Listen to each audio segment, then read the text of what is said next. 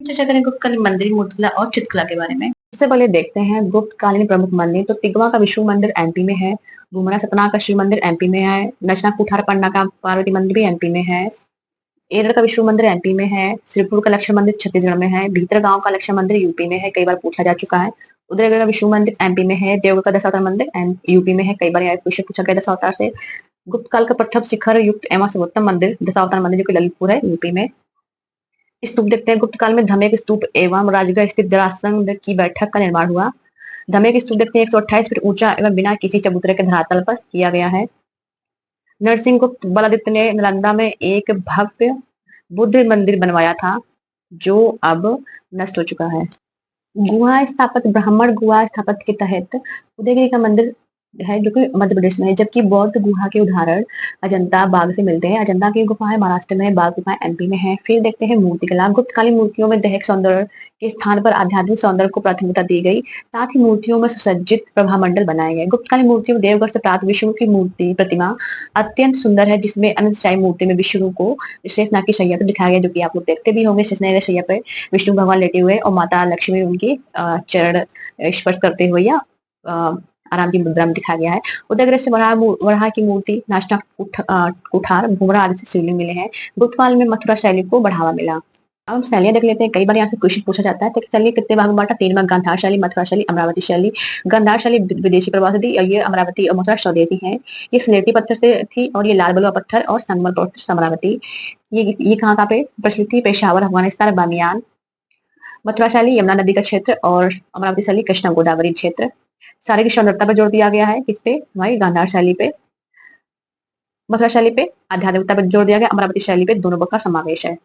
गांधार शैली कुषाण वंश, और मथुरा शैली कुषाण एवं गुप्त, और अमरावती देवी हमारा शैली शातवाहन वंश से संबंधित है।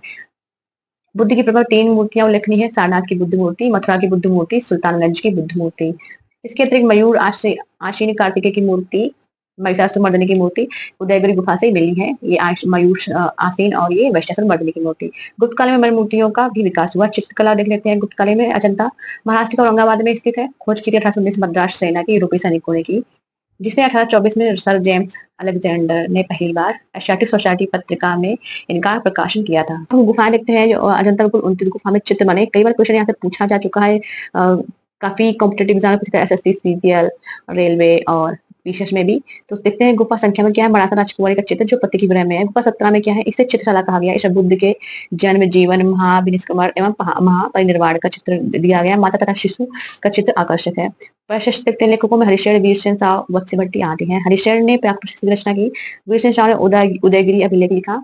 मंदसौर प्रशस्ति वत्स्य ने लिखा था कुमार गुप्त शासन काल में। वासु ने मंदसौर प्रशस्ति की रचना की थी मालवा नरेश यशोवर्मन। चंद्रगुप्त के दरबार में नवरत्न रहते थे, आपको पता ही होगा। इसमें कालिदास थे। कालिदास के 3 नाटक प्रसिद्ध हैं, आप लोग इनको जानते ही होंगे। 4 काव्य थे, और इनके बारे में आपको डिटेल पहले से पता होगी, अगर आप लोगों ने ग्रेजुएशन में अपनी हिंदी ले रखी होगी या 12th में, तो ये सब आप जानते ही होंगे। मालविका मित्रम, अभिज्ञान शकुंतलम। 4 काव्य थे, संहार, मेघदूतम, कुमार संभव और रघुवंश। अब यहाँ से देखिए पीछे में क्वेश्चन पूछा जा चुका है। देखिए भारवी ने लिखा था किरात जमिनी।